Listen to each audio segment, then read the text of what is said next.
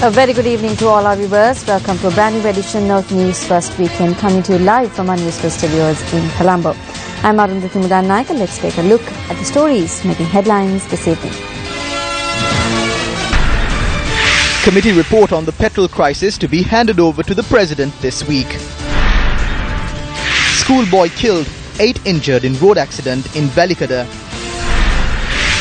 Jack Ma's Alibaba rakes over $1 billion per hour as Singles Day record smashed. Now the stories in detail. A student at a leading school in Colombo was killed and several others are receiving treatment after a motor accident in the Mahadinagoda area in Velikada. The motor accident that took place in Mahadinagoda, Velikada claimed the life of a student. 8 others were injured. Police said that the incident had taken place at around 2 this morning. A cab carrying 10 students had been travelling towards Rajagiriya and the vehicle had veered off the road near Silva Lane. The vehicle had then collided with a building that was under construction. Police records state that a boy who was seated on the middle of the rear passenger seat died as a result. A vehicle that followed with 2 students inside had also collided onto a wall. They had been working in school for some event. They had come here after finishing the work. It is disappointing to see what has happened. Police said that 8 of the 10 students who were travelling in the cab have been admitted to the National Hospital. 3 of them are receiving treatment at the intensive care unit. 4 are in critical condition. The deceased youth was a resident of Isuru Uyana in Mount Lavinia and was 18 years of age. He was identified as Mohammed Aman Kichil. Police said that the accident was caused by excessive speed. The final rites for the student were observed this afternoon.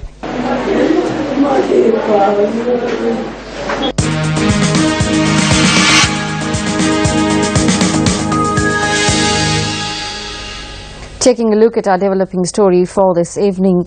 Following the petrol crisis last week, President Maithripala Sirisena appointed a special committee comprising 3 ministers to provide a report on the matter. Minister of Special Assignments, Dr. Sarath Amunugama, a member of this committee, said that the report on the matter will be handed over to the President Maithripala Sirisena. The minister expressed the following views to the media following an event in Kandy.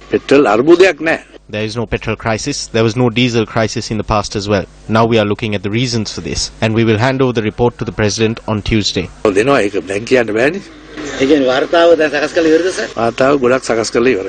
Sir, make it get work at Une or Madhula Iruna Vidiata, Genapu Nave, Balatel Genawa Kila.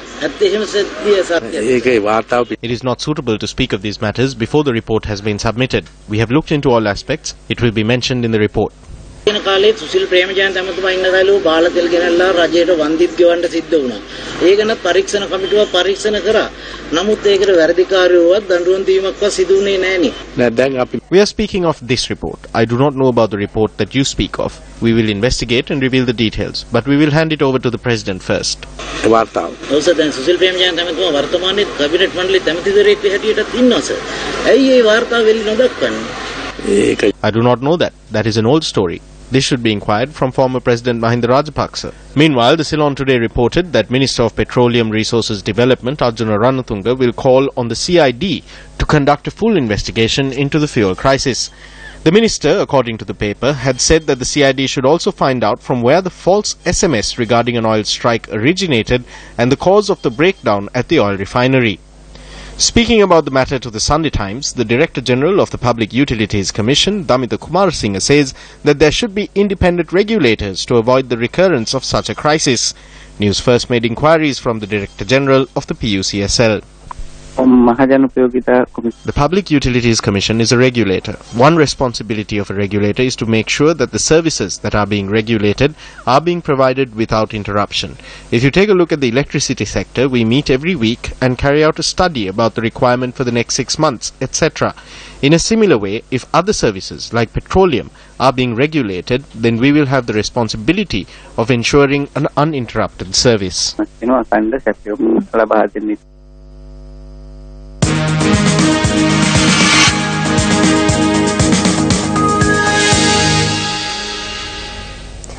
Last night, we unveiled several key points highlighted in the report of the Committee of Inquiry into the 2012 Valakada prison riot and the deaths of more than 24 inmates. Who should be held accountable for this incident?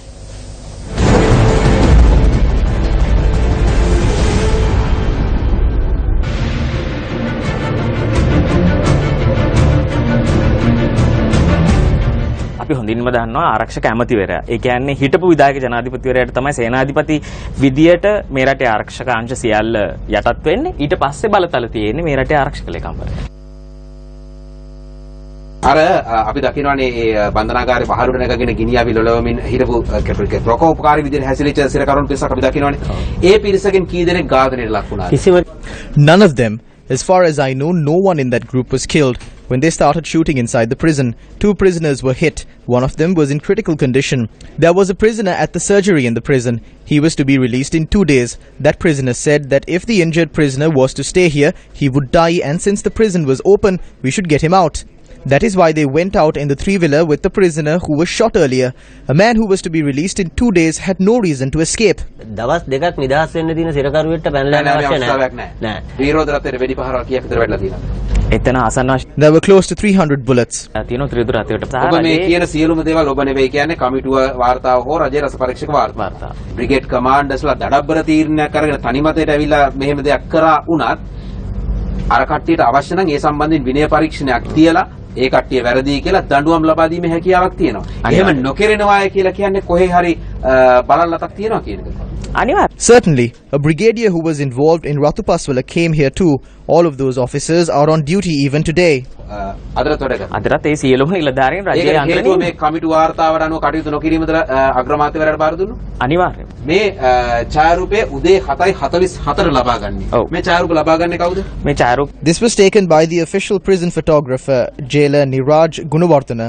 කියන මහත්මයා මේ ඡායාරූපයට අනුව මේ ස්ථානයේ නැත්නම් මේ වුන් වැටි තිබෙන ස්ථානයේ සහ තාප්පය අසල ගිනියවියක් කිසිම ගිනියවියක් නැහැ. නමුත් 1:44ට ලබා ගන්නා ඡායාරූප වෙලාව හරියද? හරියට හරි. 1:44ට එදිනම 1:44ට ලබා ගන්නා ඡායාරූපවල අහඹු ආකාරයෙන් එතනට T56 වර්ගයේ ගිනියවියක් ඇවිත් මං I saw the prisoner known as Tushara being dragged out by the neck. They identified him and took him out. ගිහිල්ලා ඔව්ව බෙල්ලෙන් ඇදගෙන ගිහලා මේ ඉන්නේ බහන්ඩේ කියලා ඇදලා ගත්තේ. කවුද ඇදලා ගත්තේ? He was dragged away by Rangajiva and an officer from the Narcotics Bureau. ඒ තොරතුරු මේ වාර්තාවේ තියෙනවද? අනිවාර්යයෙන්ම. ඔබ කියනවා මේ ගිනියවි තිබුණ නැහැ කියලා. නමුත් මේ බන්ධනාගාරයේ කැරලි කරන ඒ සිරකරුන් අතේ ගිනියවි තිබ්බනේ. ඒ ගිනියවි නෙවෙයිද මේ තියෙන්නේ? නෑ ඒ ගිනිය The firearms had been given to the senior officer at the time, Kuda Bandara. By 10 p.m, normalcy had been restored at the prison. ගිනියවි බාර දීලා රාත්‍රී 10 විතර වෙනකොට යථා තත්ත්වයට සිරගේ පත් වෙලා තිබුණේ. මේ තියෙන්නේ You can see the incident at the prison at that time. The firearms were entrusted in the morning by Sergeant Tennakon from the army. He gave evidence before the committee. These are the documents that were submitted. The weapons were officially handed over to jailer Nanayakara, who was in charge of the armory. Nanayakkara කියන මහත්මයා. සාමාන්‍ය ගිනියවිය බාර දෙනකොට serial number එකක් එක්ක අනිවාර්යයෙන්ම. ඒ ගිනිය Certainly, all 28 weapons were handed over with the serial numbers. There are records that were handed over and accepted. The government analyst says that these 4 firearms were among the first weapons to be handed over.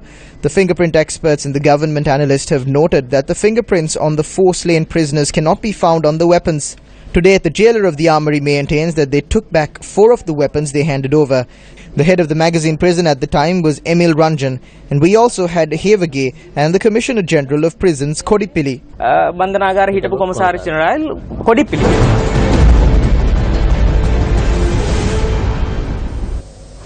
Authorities have taken steps to limit the number of vehicles entering New Delhi as the Indian capital struggles to cope with deteriorating air quality brought about by vehicle emissions. Newsfirst Azazam reports. The World Health Organization notes that air pollution in New Delhi has reached about 30 times the accepted amount. Against such backdrop, steps are also been taken in Sri Lanka through a proposal of the 2018 budget to introduce an emission standard known as Euro 4. Finance Minister Mangala Samaraweera noted in Parliament that Euro 4 standard is observed by many European countries. However, news reports indicate that if the standard is adopted, it would cause problems for 3-wheelers which are currently in use as the vehicles would fail the emissions test. About 1.5 million three-wheelers are currently in use in Sri Lanka, with the majority of these vehicles being imported from India. If the Euro 4 standard for carbon emission tests comes into effect as mentioned in the 2018 budget, what will happen to around 1.5 million of three-wheelers that operate in the country? Meanwhile, the National Road Safety Council has announced that regulations previously introduced for three-wheelers will come into effect from January 2018. The regulations will make functioning speedometers, fare meters and seat belts compulsory for three-wheelers. The National Road Safety Council also notes that while three-wheelers are involved in many road accidents, it is necessary to educate motorists and three-wheeler drivers on road safety and traffic rules. Problems have also arisen regarding the 2018 budget proposal for tax concessions for electric vehicles, as reports have begun circulating that the concession will only apply to newly manufactured vehicles and that used vehicles brought into country by vehicle importers will not receive this concession. The Finance Minister has refuted allegations that the tax concession only benefits a selected few, noting that it will apply to all electric vehicles imported to the country. This is reported by the Island newspaper, quoting the website Economy Next. The foundation stone was laid for another water supply project today under the Gamatha initiative. This project was undertaken swiftly with the support of the Indian CEO Forum in Sri Lanka, considering the dire need highlighted in the request submitted to the Gamatha Secretariat last week.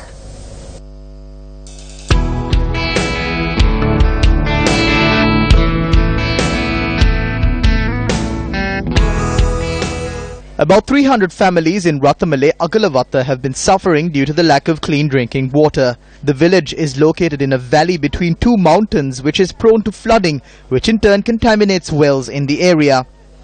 Even in the absence of rain, the water from the wells appear to have the taste of rust, aggravating the problems faced by this community.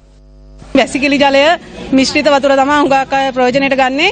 අපි හුඟක් වෙහෙසුණා මේ වැඩේට. ඉතින් ගම්මැද්ද වැඩසටහන ඇහිලා අපිට ශක්තියක් වෙලා අද ඒ පානීය ජල යෝජනා ක්‍රමයේ සාර්ථක කරගන්න අවස්ථාව ලැබුණා. ඒ වගේ පොදු පහසුකම් රට තුල නංවන්න ඔබ ආයතනයේ ක්‍රියා කිරීම පිළිබඳව අපි ස්තුතිවන්ත වෙනවා. Utilizing natural pressure, water will be supplied from a water tower being constructed on the peak of the Naigoda mountain through a 2.5 kilometer long pipeline.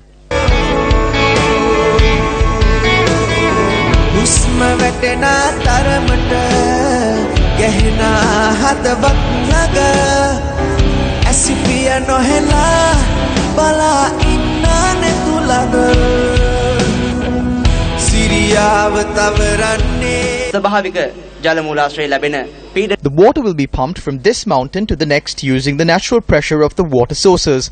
Because of this, you will not have to incur any electricity costs. We believe that we have given this village the best we could give.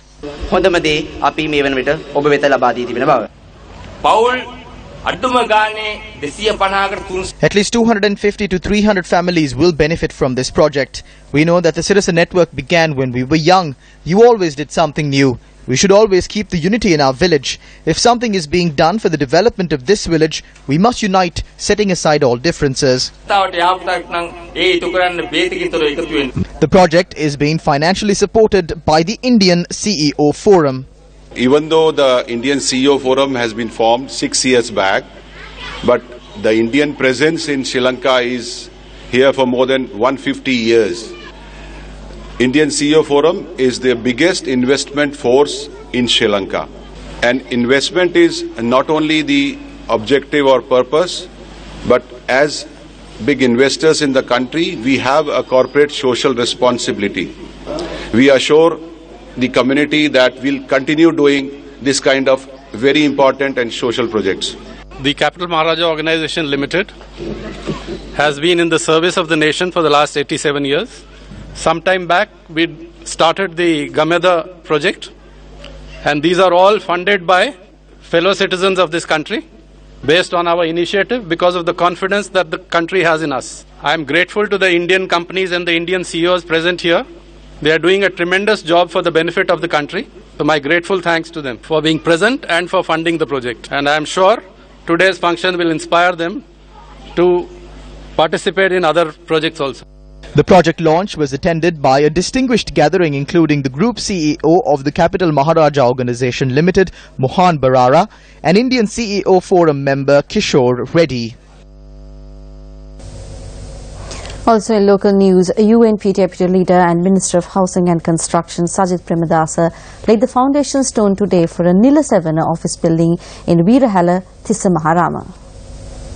The Nila Sevana office building will be used by the Grama Niladari, Samurdhi officers, economic development officers and agricultural research officers in the area to carry out their duties. The office is being constructed at a cost of 2.2 million rupees.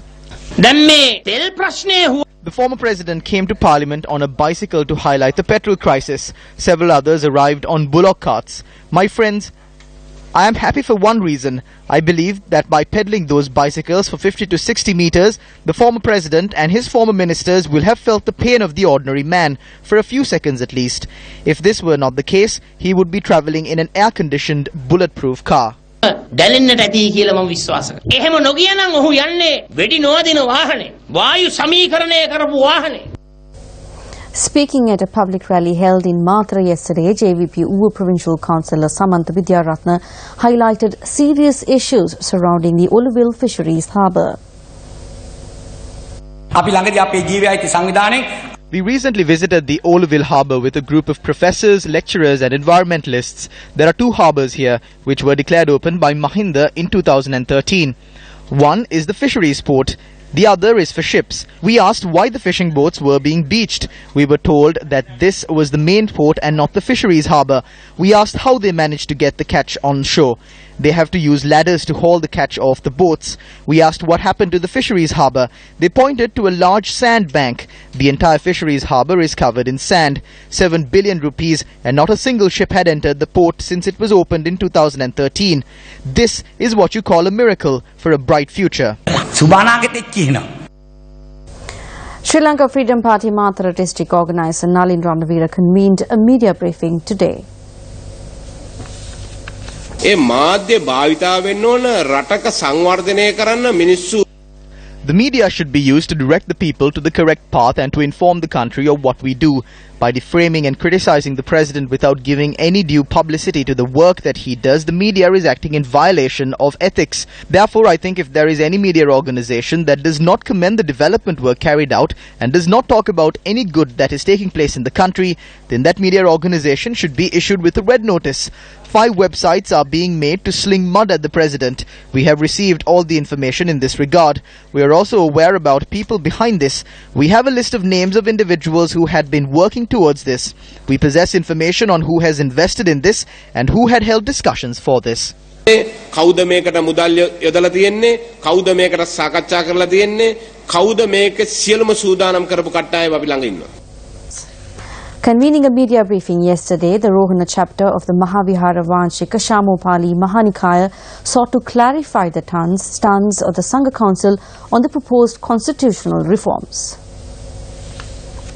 Mahavihara Vanshika Shamopali Mahanikaye Sri Rohana. Having discussed all of the signs of the content of the new constitution that is to be presented by the government, the Executive Sangha Council of the Sri Rohana chapter of the Mahavihara Vanshika Shyamopali Mahanikaya has decided to completely reject the proposed constitution. The Sangha Council reiterated that a new constitution is not needed for the country at present. If amendments are to be made, we will only support amendments for a new electoral system. Speaking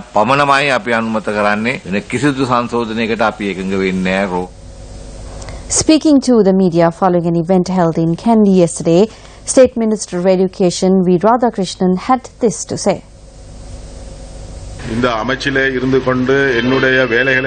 There are obstacles to carrying out my duties within this ministry. There are obstacles from the bureaucrats too. Injustices are being caused to the Tamil sector. I cannot be a clerk in this ministry. I must work for my constituents. I am not trying this to an election. We have worked for 2 years now. When a certain official was to be transferred, I objected. They did not listen. It is difficult for me to work in a ministry where they do not heed to what I say. I cannot do it. Any government can sustain itself only if power is devolved to the Tamil people. The Rajapaksa regime did not devolve power to the Tamils, and so the government was rejected. The same will happen to this government if it is not done. I have a right to say this. And with that, we wrap up tonight's edition of Weekend Primetime News. Thank you very much for joining us. I'm Arundhati Mudan Nayak. Have a great week ahead of you. Good night.